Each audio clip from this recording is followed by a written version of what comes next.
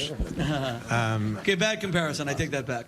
It'll be like, give me something. All right, you're watching a special edition of Clear Cut, and we have just been listening to Jason Greenblatt, special representative to the president in international negotiations. He's being interviewed there by Rabbi Shmuley Boteach at the World Values Network conference about the upcoming economic workshop in Bahrain, termed as the Peace for Prosperity conference. Here's what Greenblatt had to say. Some of the big highlights here.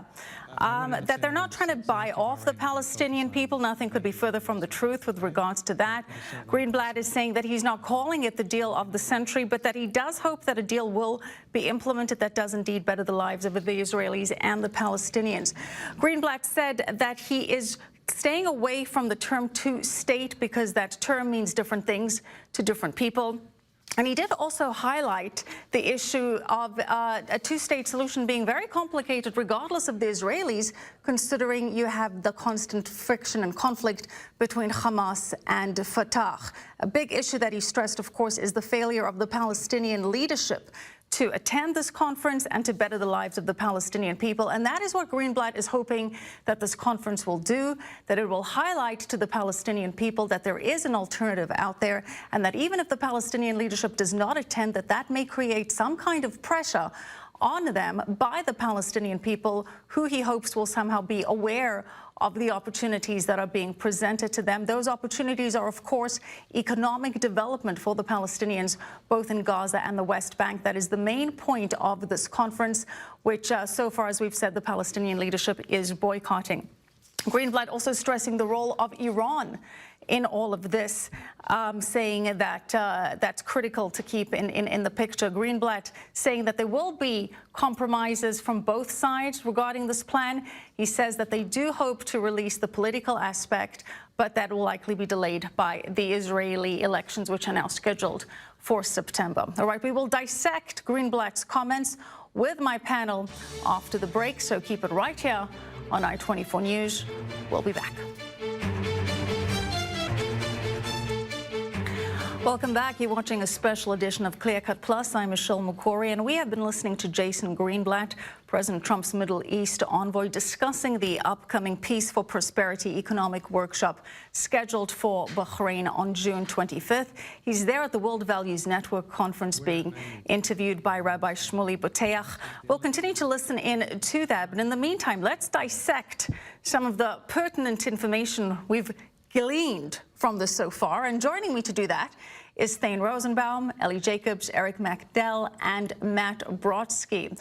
Thane, let's start with you. What was your main takeaway from this so far?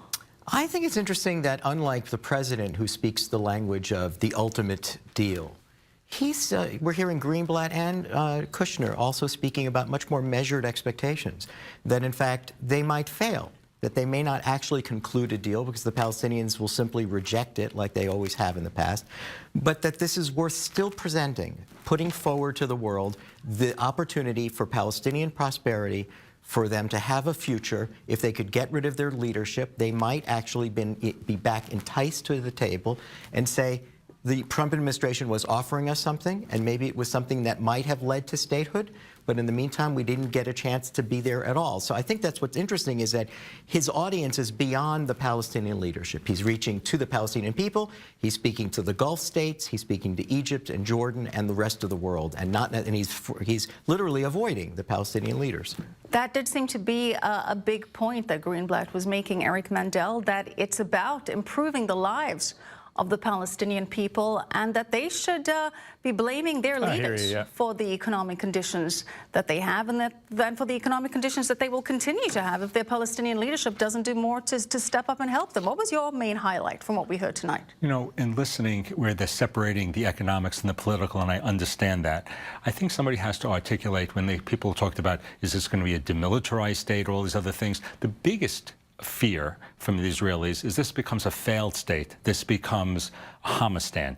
And if you build up, the people build this up, and they need to create the foundations of a state. They did not do what the Israelis did 100, 120 years ago, and they don't realize that, at least maybe the people don't realize, that the Palestinian Authority is corrupt. They actually do know it by the polls of what they say, and they need to start getting in the institutions of a real democracy, of a democracy not just in an election, even though this is obviously, there hasn't been an election in 15 years. They have to develop freedom of speech, freedom of the press. They have to be able to not have misogyny. They need to be able to become a modern state, something like, even though it may not happen, Vision 2030 of Mohammed bin Salman. They need to have a vision themselves to sell it, or else they will simply become Hamastan if Israel's security disappears. Elie, the big reason has always been, why start with the economic aspect of it? Why not focus on the political? That's been one of the gripes, at least from the Palestinian leadership. Jason Greenblatt attempted to answer that. Let's take a listen. The reason we're starting with the economics first is twofold. One, this is a very detailed peace vision. You cannot have a successful peace agreement without a successful economic plan, which means we're worried about the day after, the weeks after, the months after, and the years after. We don't want to set up a political plan only to find out that it fails, and we would put the region into a worse position than the position that it is in now. Elie, what do you make of that approach? Do you agree that considering other things have failed in the past, why not try a different approach? Right. I mean, the idea of trying a novel approach is attractive to anybody who's been paying attention to this for the last 30, 40, 50, 150 years, as Eric was mentioning. But the reality is that you have 3 real estate attorneys and Donald Trump who are trying to pretend that this is an economic and a real estate deal, when the reality on the ground, to both what Eric and Thane were saying, is that this has much more to do than just economics and real estate. That there's the reality of what the Palestinian people want, and there's the reality of what the Israelis are willing to take. Netanyahu has been very outspoken in saying that in any peace accord, Israel must control the Jordan Valley and that must be a demilitarized state. If those two things aren't happening, Netanyahu may walk away from this as something that's a joke as well. So, but that's phase 2. And Mike Brodsky, phase 1, at least as we understand it, is about economic development, making the lives of the Palestinian people better in the interim, at least as a starting step, get them to have improved living conditions. When we say economic development, though, what exactly does that mean? I think we're going to find out. It's going to be investment, but part of the investment and part of the reason for having the conference is because the administration is very interested in not repeating a mistake that was made in previous peace attempts, when the rest of the Arab leaders in the region wasn't lined up behind the process. So this is one way to tie them into it. Now, of course, there are issues of good governance and issues of institution building, all of which are necessary. And those, I'm told, are also going to be on the table and discussed during this summit or during this workshop. It's quite tragic that the Palestinian Authority is boycotting and having a campaign to try to get other countries not to attend. It's another opportunity missed in a long list. But I think having the workshop first before releasing the political plan was going to happen either way. Of course, now there's a bigger pause for the Israeli elections, but once you release the political plan, that becomes the only game in town, and they want to make sure that they have a very good, strong case that they're presenting to the Palestinian people, since what they're hearing from the Palestinian leadership is essentially just, a pile of lies. They're misrepresentations. Eric, do you think that that is going to resonate? Because that does seem to be at least one of the positives that can come out of this. If nothing else, perhaps the Palestinian people are going to understand that their leadership is failing them. And that's another point that Greenblatt was stressing. Let's take a listen. It would have been great if the Palestinian leadership showed up to give feedback. Instead, they not only chose to boycott it, they chose to try to undermine it by telling everybody else not to attend or to lower the level of attendance at the event. How does that help the Palestinian people? That's terrible for the Palestinian people. We're not exactly trying to circumvent it. I would use a different way to describe it. I would say we want the people to understand what awaits them. Eric, do you think that that could be a realistic goal of this? Perhaps not the deal of the century, perhaps no deal at all, but perhaps create an understanding, a further understanding amongst the Palestinian people that the United States, Israel, and the majority of the region want them to have better lives, but it's their leadership that's standing in the way? I think there's some truth to this. I think the Palestinian Authority doesn't want to have the light of day here, is because the Palestinian people, if they see what's given here, they will see a light at the end of the tunnel. And maybe economics are something, and of course anybody cares about their children, that this can motivate them. On the other hand, there's been generations of incitement that have told the Palestinian people that your neighbors who are prospering on your land. And so could economics entice them enough to see if there's some compromise? Again, the Palestinian Authority may be the best friend Israel has, because what will replace it can be something even worse if they have a fair and free election. Elie, for all of the poo-pooing, if you will, about this conference and the odds that it's not going to be a success, is it at least significant that you have a conference being held in Bahrain with the likes of Qatar, Saudi Arabia, Jordan, Egypt, Morocco attending, and even though the Palestinian people are urging them to boycott it out of resentment towards the Israelis and the Americans, is that at least a significant development and signs of how the region may be changing? There's something significant about it. I'll disagree with something our colleague in D.C. said in terms of the Arabs never pushing the Palestinians towards anything. The Saudi king was outspoken in pushing Arafat during the Camp David conversations during the Clinton administration to push Arafat to actually take the deal. So in terms of getting all those people around the table, that's fantastic. But I think that you actually have to take the step back and look at the regional politics as a whole and recognize that that group of people are also all basically allied against Iran. So being in Donald Trump's favor by showing up to this thing creates a bulwark against Iran, which is much more important to this group of Arab states than the Palestinian issue. Matt, what do you make of the increasing tensions with Iran? We learned earlier that the United States is preparing to send 1,000 troops to the region.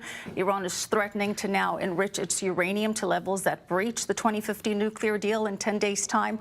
All this happening with this Bahrain conference just over a week away now. What impact are these tensions going to have on this? Well, I don't think that there's going to be much in the way of an effect on the Bahrain conference. I think that is obviously something that both the United States and Israel will be keeping a close eye on.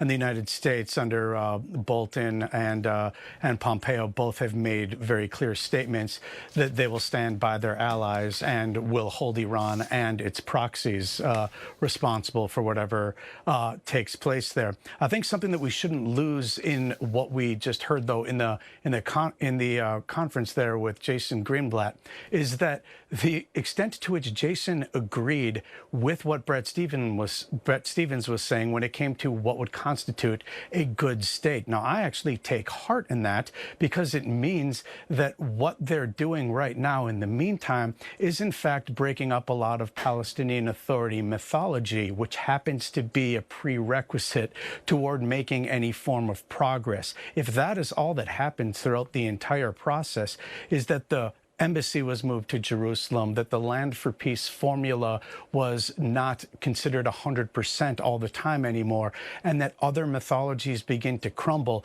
we can then get toward a more realistic settlement. I think that's very important, that this administration seems to understand that, and I take heart in that. And Elie, do you think that that's a fair point? Do you think that that's a realistic, potentially good outcome of this? It's a phenomenal point. And if the end goal is, and Thane and we were talking about it earlier, if the end goal is to create a new so-called pocket agreement where the starting line is something different going forward, that would be a success in my book. I don't think that, I think, as Thane was saying, that the idea of the great deal is not something that even Jared or Jason agree with, but the idea of potentially moving the goalposts and breaking that Palestinian mythology, that would be a win in my book. Eric? I absolutely agree. Again, I think this could be a foundational document that can be a beginning that even a future administration can have. Once it's there, I think it can have a momentum of its own, but I do think the underlying message here is still about Iran. And I think one of the things that we really need to come out of this is to make sure that people realize that Palestinians are a tertiary issue in the Middle East from American national security interests. The main part is Iran from American security interests besides Israel, and certainly for the Gulf states. And if we could have that as a focus and realize that if, God forbid, there was an in Israel, all the Iran situation will be there, the Syrian genocide would still be there, Egypt would still be a basket case, Jordan will still be fragile, Al-Qaeda will be there, all of these things. And so I think if you can make this issue small, maybe the expectations small, we can get to, as an American who speaks to Congress, that this will enhance our interests by putting it as a tertiary issue. And Thane, of course, you can't dismiss the fact that Iran is the major backer of Hamas, which is the biggest obstacle, arguably, to peace between Israel and the Palestinians, considering their failure to recognize Israel's right to exist. I was just going to say, Michelle, that one thing, we're not making the distinction again between Gazans and West Bank Palestinians. They're very different people. They're actually the same people, and yet they're not the same people. The Gazans, I think that when Greenblatt is talking about the incentives for Palestinians, he's bypassing the Gazans. He's not even thinking about them, because they tend to be much more rejectionist. They tend to be, look, the March of Return is all about the return of Israel for them. They're not interested in living beside any Jewish state. And that was a point that Greenblatt was stressing, and why there needs to be caution with the term two-state solution, because can there be a two-state solution when you have the likes of Fatah and Hamas at odds? All right, we have been discussing the Bahrain Economic Workshop. Thanks very much to my panel. Keep it right here on I-24 News. Take 30 is next.